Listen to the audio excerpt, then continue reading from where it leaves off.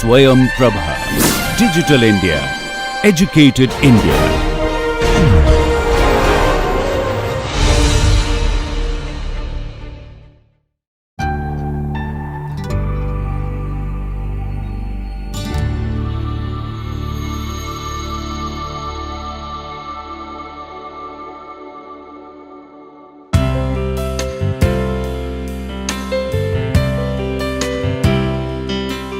Welcome to the second part of the talk on telephonic communication skills. In the first part, we discussed the various etiquettes, mannerisms of traditional telephonic systems and what as an employee or as a professional one should do while receiving or sending messages, and how important are the voice, how important is the message, and what are the various techniques through which we can make a telephonic talk productive. In this second part, we shall be discussing, as all of you know, we are living in an age where cell phones are the best way to communicate. Whether you are young or old, a small child or a common professional, all of us want to have a cell phone. And if we ask the question, who doesn't have a cell phone today? Perhaps the question will be out of date, because everyone has a cell phone and care has been taken that every individual in your country has the potential or has the capability of having cell phones. This ensures the sort of importance we provide to communication. Everyone wants to communicate. Everyone wants to send message, everyone wants to receive message, and many more. Cell phones nowadays have variety of features, and they have variety of designs, variety of patterns. With the sound facility and the camera facility in majority of cell phones, it has become a toy in the hands of every individual who cannot think of leading a day without a mobile, without a cell phone. And though we talked about the traditional telephones in the first part of the lecture, there are even many organizations where you will find that instead of having traditional phones, they have provided employees with the cellular phones because of the diversity of facilities available to them. But then, before going to the cellular phones, let us also talk something about voicemail facility, because there are situations when we are calling a person or when we are being called, and because of the multitasking on our desks, we are not able to be at the same place. Because of our responsibility of moving to different places, we are not found at our desk, and hence when we might be contacted by other person, it is better we leave some voice message, both as a receiver, both as a sender.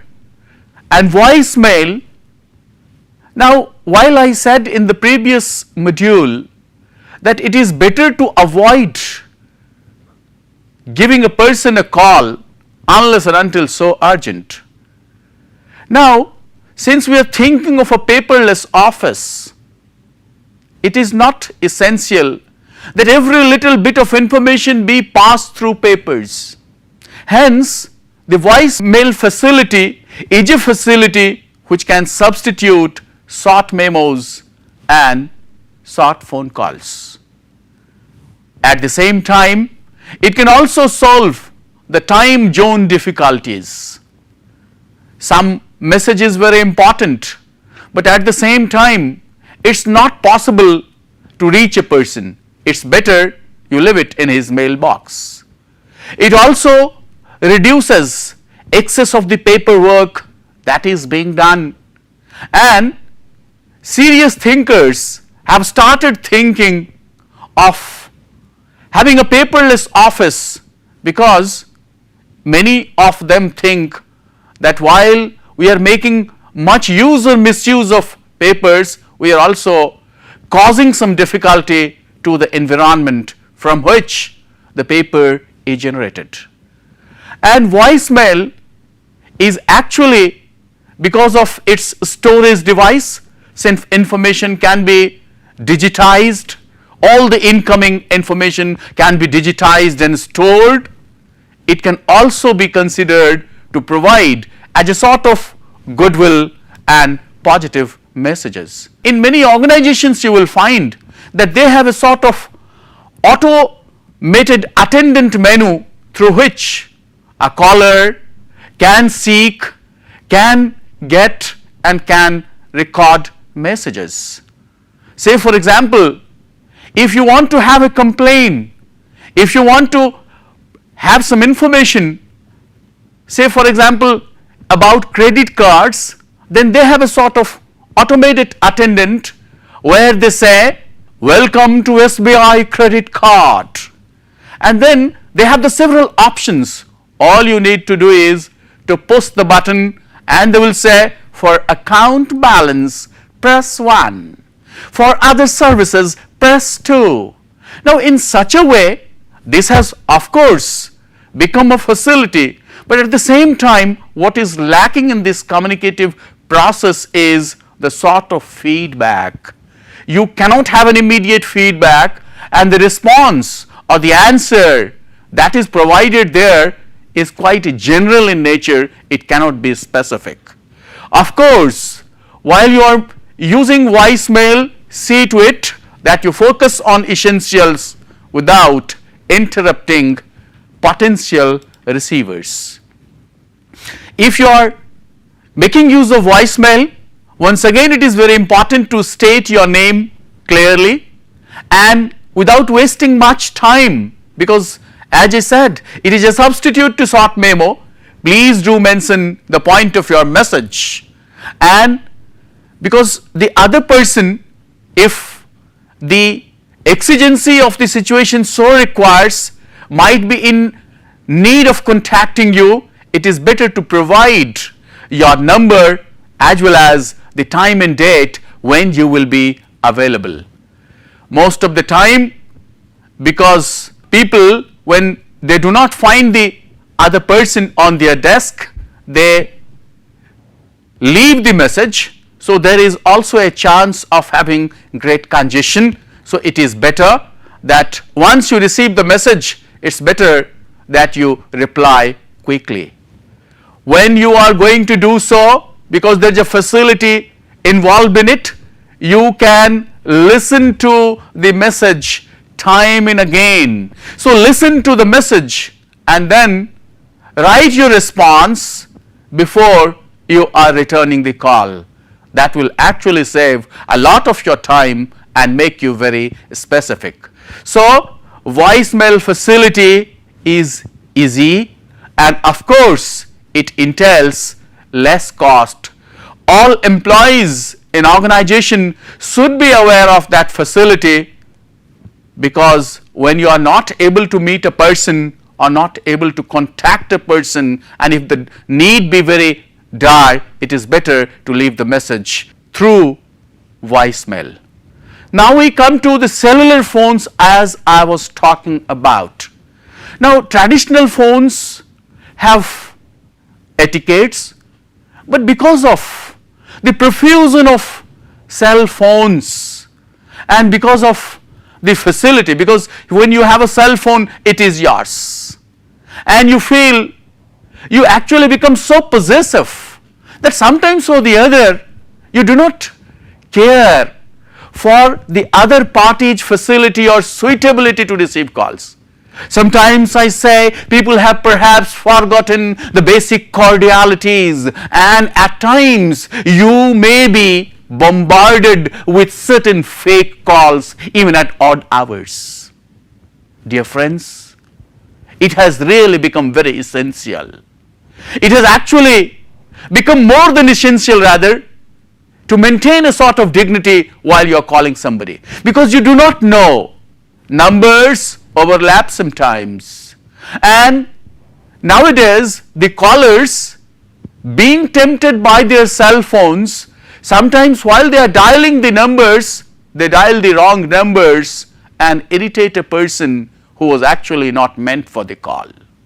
Now, because of all this, it has become quite compulsory to maintain certain etiquettes when or how you should make use of your cell phones. Let me tell you a very small incident that I came across. I boarded a Delhi-bound bus last month. The bus was, of course, very cozy, and the passengers were all good.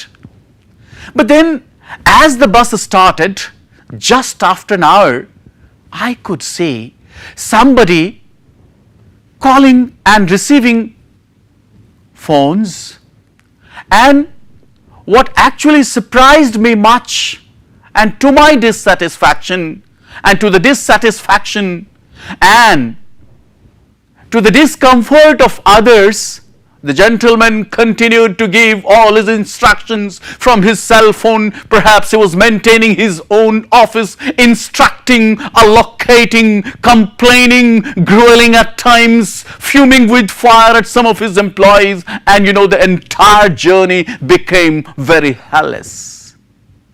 All eyes were on him, my dear friends. The gentleman was so loud while he was talking over his mobile that all the other passengers who sometimes got half asleep could not enjoy the journey. You also might have come across several such situations. And it has, of course, become a common sight while you are either attending a lecture or you are delivering a classroom lecture, you are in the midst of a conference, you are in the midst of a theater, you are in the midst of a cinema, you are in the midst of a talk, you will find several mobile phones ringing at the same time, providing beautiful music and making the entire talk unmusical. Now, all of us, since we are human beings, we actually want some sort of privacy, and it is always better that we show concern and we be considerate to others. While you are using your phone, do you take the care that you will speak in low tones? Why are you speaking in such loud tones? To make others awake and to make others feel distracted? It is always better to understand the etiquettes then. Why don't you avoid the use of cell phones when you are at a place where there are others also? And since, as I said in the beginning, many companies have also allowed the use of mobile phones, and they are also providing the facility to them, and in turn what many of us do, we actually make our private calls also over them, and while doing so we forget the common formalities and the common etiquettes. In crowded places, in temples, in churches, in conferences, why can't we switch off our mobile phones? Why every now and then we are being announced, please switch off your cell phones or keep it on silent mode. Now, these are the courtesies that we need to generate within ourselves. Of course, sometimes when you feel that some call is very urgent and you are not able to take, please send a message. Many phones have given the facility. They have actually certain one-liners in a theater, in a cinema, in a meeting. So you can do that.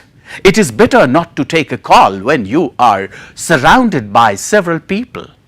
It is always better that you turn off your cell phone, fine, if you are in the midst of a conference. It actually becomes very embarrassing when a speaker is giving a talk and suddenly the phone rings. Of course, tempted that we are by beautiful mobiles, most of the time many of us do not know all the facilities involved in it, and the entire talk may be marred because of the music that continues to ring through the mobile of the expert talker. So what becomes urgent is, sometimes or the other you need to be considerate, and you are. You have to be considerate, dear friends, because sometimes even though the call is very urgent, the signals are not good, the signals are not proper. Better not to talk when there are poor signals. And we have seen, you also might have seen, many people having busy with multitasking. He is actually working at his laptop and at the same time taking a call also, and at the same time giving instructions also. You actually need to categorize, my dear friend. Nowadays phones are so sensitive. I sometimes say they are more sensitive than human beings. So they are so sensitive that whatever you talk, whatever you do can be conveyed to the other party. Where is the question of privacy then? So, and sometimes when there is a case of poor signal and you are not able to, or the other party is not able to listen, what you do is you start a cell yell. Why are you so loud? Why can't you suspend this call for some time? Why can't you resume it later? It is always better, while responding over telephone or cell phone, speak in a low tone. That is the courtesy which should come from you and from you within. Cell phones, of course, since it is with you and you become tempted and at times so fascinated that you want to call somebody even at an odd hour. Even if you call your friend at an odd hour, maybe every now and then he may not welcome it. Don't call people at odd hours unless and until it becomes so urgent. Of course, when things are bad, you will have to call. But please do remember that you should try to stop yourself from making calls at odd hours. Nowadays, with several facilities provided by several telecompanies, people are talking throughout, and you also might be aware of the various difficulties that many people are going to have in the days to come. I think the days are not far when people will have problems of hearing, problems of visualizing, because imagination is becoming the last thing. People actually, because in many phones there is a facility, and several providers have made call rates so easier that people do not think much before either they call or before they send a message, and then you always see the problems that are being generated. Hence, try to be polite as you can, and be professional by speaking in a low modulated voice. Apart from cell phones, there are other facilities also, other electronic facilities where you can make proper use if you really know how to do that, and one such is teleconferencing. Teleconferencing is again a telephonic meeting with more than two people, and since it is not possible because of people having several responsibilities and spread out at different places, hence you can always go for teleconferencing, and this teleconferencing can allow people with phones to connect to other persons and have a discussion. When we talk about teleconferencing, of course, we require a leader or a facilitator. Companies which have its branches spread out at several places, they, depending upon the exigency of the situation and the need, they actually try to connect people and have discussion through teleconferences. Of course, it may appear as if it is a face-to-face meeting, but then it is not. It is simply a sort of alternative to a face-to-face meeting. Teleconferencing can be both audio conferencing as well as video conferencing. When we talk about teleconferencing, of course it is a facility, but then it appears as an alternative, but you cannot take a decision based on that, since you are not able to read the facial reactions of the people, and hence it becomes very ineffective when we talk about negotiations and all. There is also a very limited scope for secondary conversation, since it is very spontaneous. As I said earlier, there is not much time and not much scope for orientation, and sometimes because of poor signals, the aim for teleconferencing can be defeated. Hence, try to see that everything is right while you are making a teleconference. Teleconferencing can either be audio or it can be video as well. Whereas in audio you can talk and you do not have the facility of looking at the person's reactions, gestures and all, but then you can always connect audio link if you have a conference room and there are several speakers available, several microphones available. I think the facility or the sound quality can be better, but at the same time, what is of utmost importance is that in a teleconference is that it can be arranged at a very short notice.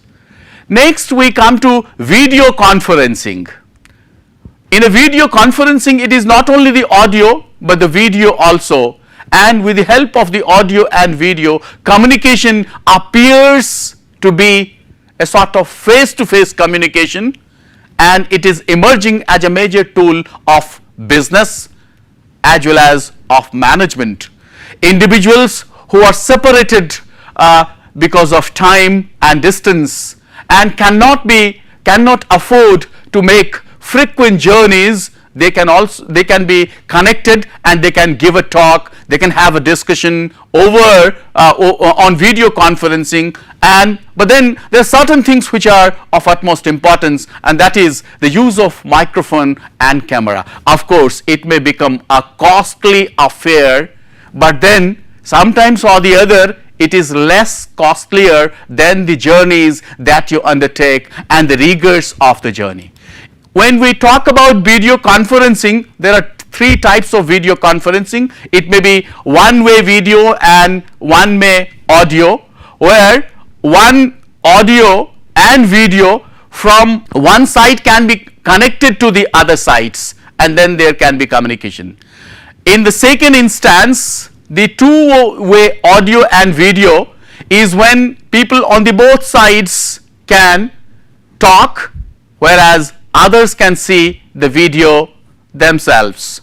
There is a facility of two-way video nowadays and two-way audio, and all of you are aware of how we are making a communication over Skype. Though because of the shortage of time and because of the rigors of journey, people at times have also taken and given interviews on Skypes, and the best example of video conferencing is on news channels, when the anchor connects with several people at different locations and then the discussion follows. Here there is a facility of listening to all of them, and of course there is a slight chance of having the feedback also, but on major occasions, since it is a costly affair, we cannot have all the audience members cannot participate in a two-way process and cannot raise their questions and get answers at the same time. But then such a conferencing is helpful in making a decision, because people who are at lofty posts and top slots in major organizations, they do not have time and they cannot afford every now and then for making journeys. Hence, they can, with the help of video conferencing and with the help of discussion over it, they can make a decision. Of course, it may be costly at times, but then it is easier because it doesn't have the rigors of travels, and you cannot go and meet every individual and at the same time make discussions. Hence, it has become very common, and organizations are also looking forward to, majority of organizations, they are investing a lot so that they can have a video conference and save time, energy, and at the same time they can also save people from the rigors of the journey. While you are going for a video conferencing, there are certain cautions to be made. There are certain points that we should keep into consideration. First is, please see that the microphones are working well when people from a distant place, people from a remote place, people from different locations of the world are talking. What is of utmost importance is the clarity of voice. So please ensure that the gadgets are working well and voice comes very clear. Sometimes we have experienced that in the midst of the talk, suddenly either because of the poor signal system or because of certain disruption, the talk has to be left incomplete. If you are a part of the video conferencing, please see that you have to introduce yourself, tell your name and your affiliation as well, and then if you are at a post, you also need to mention the post, and then let the discussion follow, and all the members have to do like this. Here people can see your body movements because it is a video audio facility, hence see that you control your body movements.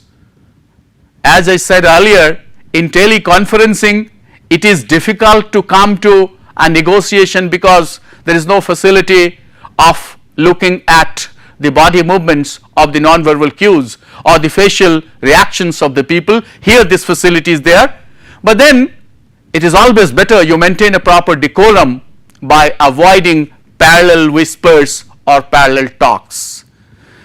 In order to have a proper impact of the video and in order that you maintain the dignity, please see that you should look continuously at the camera, because whatever you do or whatever you say is being recorded. Friends, we are living in an age where we are only the slaves of technology, but remember, who made the technology? It is only the humans.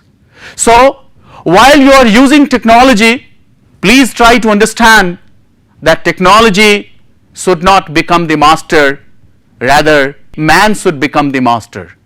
Technology should be treated as a slave, as an orderly. It is up to you how you make use of technology. Proper use of technology may help you, may help others even to come to a fruitful discussion and to a fruitful negotiation. Please see to it that even though technology has certain qualities, for example, even if your voice is not good, with the help of technology your voice will be magnified. But at the same time, if your voice is garbled, if you do not know how to pronounce a particular word, or if you are unaware of certain intonations, that is your problem. Hence, what is of utmost importance is that man is the master, and since you are the master, you have the controlling authority.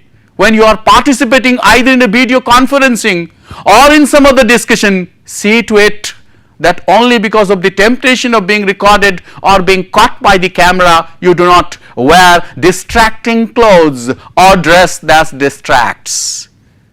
Also, see that you do not move excessively in your chair while you are a part of the discussion.